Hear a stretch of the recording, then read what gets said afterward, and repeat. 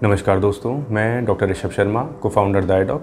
और आज के वीडियो में मैं आपको कोविड के डे बाय डे सिम्टम्स क्या होते हैं, कैसे कोविड प्रोग्रेस करता है और साथ में क्या मेडिसिन्स होती है इन सिम्टम्स के लिए, इसके बारे में बताऊंगा। और साथ में बताऊंगा कि क्या डेंजर साइंस होते हैं कोविड का जिनका आपको ध्यान रखना है और इनका कैसे आपको पता करना है। और साथ में मैं आपको कुछ इन्वेस्टिगेशंस बताऊंगा जो कोविड की जो प्रोग्रेस है उन्हें बताती है और ये आपको हेल्प करेगी टाइमली मैनेजमेंट में। अगर बीमारी आपकी प्रोग्रेस हो गई है तो आप टाइमली मैनेज कर सकें इस बीमारी को। तो ये सारे टॉपिक्स आज के वीडियो में हम डिस्कस करेंगे। तो कोविड में इनिशियली 1 से 5 दिन के अंदर पेशेंट को अपर रेस्पिरेटरी ट्रैक्ट इन्फेक्शन के लक्षण आते हैं, सिम्टम्स आते हैं। और अपर रेस्पिरेटरी ट्रैक्ट में आता है हमारा नोज आता है, नेजल कैविटी आती है, माउथ आता है, थ्रोट आता है और वॉइस बॉक्स जिसे लैरिंग्स कहते हैं। ये सब हमारे अपर रेस्पिरेटरी ट्रैक्ट में आते हैं। और अपर रेस्पिरेटरी ट्रैक्ट इन्फेक्शन के सिम्टम्स होते हैं बुखार आना, खांसी आना, गले में खराश, बदन दर्द, सर दर्द, नाक बंद हो जाना, नाक से पानी बहना, थकान रहना, कमज़ोरी रहना।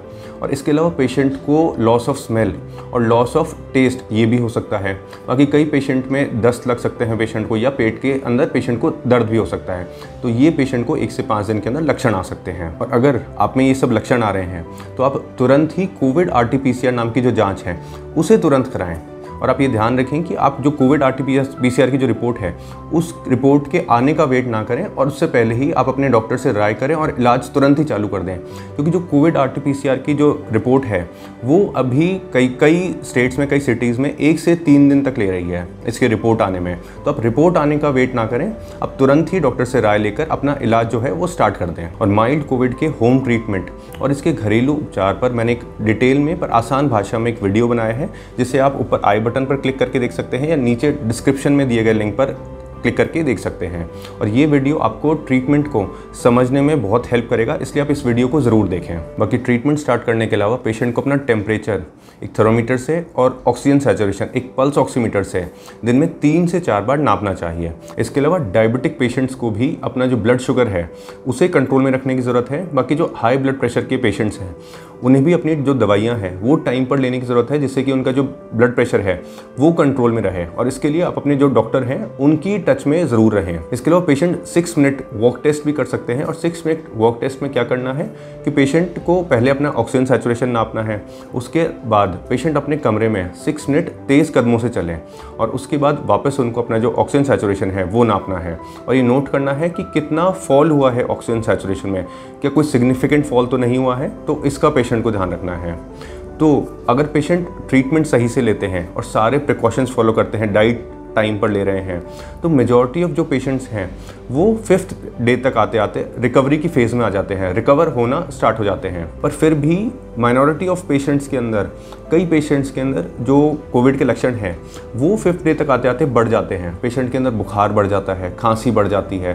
तो इन पेशेंट्स के अंदर डॉक्टर्स इनहेलेशन रूट के थ्रू, यानी कि सांस के द्वारा ब्यूटासोनोइड नाम का जो स्टेरॉइड है वो देते हैं। और इसकी डोज होती है 800 माइक्रोग्राम और ये दिन में 2 बार लेना होता है। और इसलिए 5th डे पर डॉक्टर्स पेशेंट को ब्लड इन्वेस्टिगेशंस कराने को एडवाइस करते हैं, जिससे कि बीमारी का जो प्रोग्रेस है वो जल्द पकड़ में आ जाए। और इन ब्लड इन्वेस्टिगेशंस में आती है CBC, CRP, D-डाइमर, IL-6 और सीरम फेरेटिन। तो ये इन्वेस्टिगेशंस डॉक्टर्स पेशेंट को कराने के लिए एडवाइस करते हैं। और अगर पेशेंट के अंदर जो बीमारी है वो प्रोग्रेस हो गई है तो CBC, जिसे कंप्लीट ब्लड काउंट भी कहते हैं या हीमोग्राम भी कहते हैं, तो इसके अंदर पेशेंट की जो प्लेटलेट्स हैं या तो वो बढ़ जाएगी, जिसे थ्रोम्बोसाइटोसिस कहते हैं, या कई पेशेंट्स में ये 30 से 40% तक कम हो जाती है प्लेटलेट्स, जिसे थ्रोम्बोसाइटोपिनिया भी कहते हैं। इसके अलावा जो लिम्फोसाइट्स हैं उनका नंबर इन पेशेंट्स में बढ़ जाता है।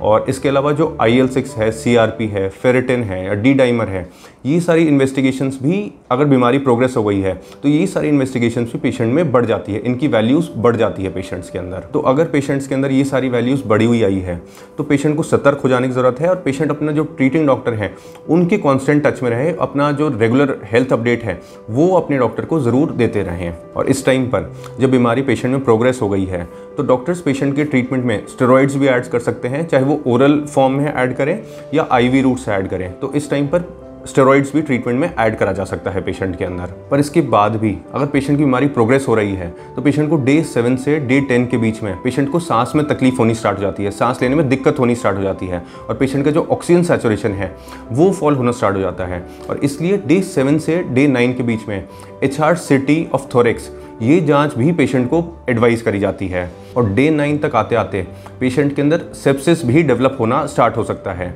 और अगर पेशेंट का जो सैचुरेशन है वो 93% से कम हो गया है तो पेशेंट को हॉस्पिटल एडमिशन की ज़रूरत भी पड़ सकती है। और हॉस्पिटल में पेशेंट को oxygen support, IV steroids, anticoagulation therapy और IV एंटीबायोटिक्स इससे मैनेज करा जाता है। और कई स्पेसिफिक केसेस में पेशेंट को रेमडेसिविर या टोसिलिजुमाब भी प्रिस्क्राइब करी जाती है।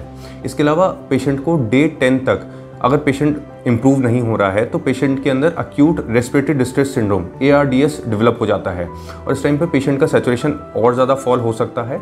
और पेशेंट का अगर सैचुरेशन 90% से कम हो गया है तो पेशेंट को ICU सपोर्ट की भी ज़रूरत पड़ सकती है। और ICU में पेशेंट को बाईपैप या इन्वेजिव वेंटिलेशन इस पर भी लिया जा सकता है। बाकी अगर हॉस्पिटल में पेशेंट ट्रीटमेंट को रिस्पॉन्ड कर रहे हैं, उनमें ट्रीटमेंट का अच्छा इफेक्ट आ रहा है तो डे 12 से डे 14 तक आते आते पेशेंट के जो लक्षण है, सिम्टम्स हैं, उसमें इंप्रूवमेंट आना स्टार्ट हो जाता है। पेशेंट का बुखार कम होना चालू हो जाता है, पेशेंट की जो सांस की तकलीफ है उसमें पेशेंट को आराम आता है, पेशेंट की खांसी कम हो जाती है और ये पेशेंट्स रिकवरी के पाथ पर आने चालू हो जाते हैं। बाकी माइनॉरिटी ऑफ पेशेंट्स, कई पेशेंट्स जो ट्रीटमेंट को रिस्पॉन्ड नहीं कर पाते, उनमें लंग्स के साथ जो बाकी शरीर के दूसरे ऑर्गन्स हैं, दूसरे अंग हैं, वो इन्वॉल्व होना चालू हो जाते हैं। जैसे कि हार्ट इन्वॉल्व हो सकता है, जिससे कि पेशेंट को कार्डियक अरेस्ट हो सकता है। बाकी किडनीज, लिवर, ब्रेन, ये सब इन्वॉल्व होने स्टार्ट हो जाते हैं। और अनफॉर्चुनेटली डे 17 से डे 19 के बीच में इन पेशेंट्स की डेथ हो सकती है। बाकी मेजॉरिटी ऑफ जो पेशेंट्स हैं जो रिकवरी के फेज़ में आ गए हैं, उन्हें डे 22 तक आते आते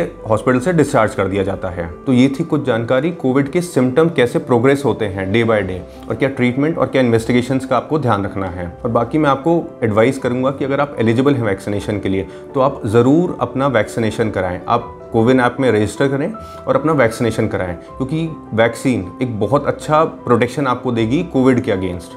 बाकी हेल्थ और मेडिकल से related authentic, reliable and useful information के लिए आप हमारा चैनल डायडॉक हेल्थ ज़रूर सब्सक्राइब करिए। बाकी अपना ध्यान रखिए। Thank you, take care.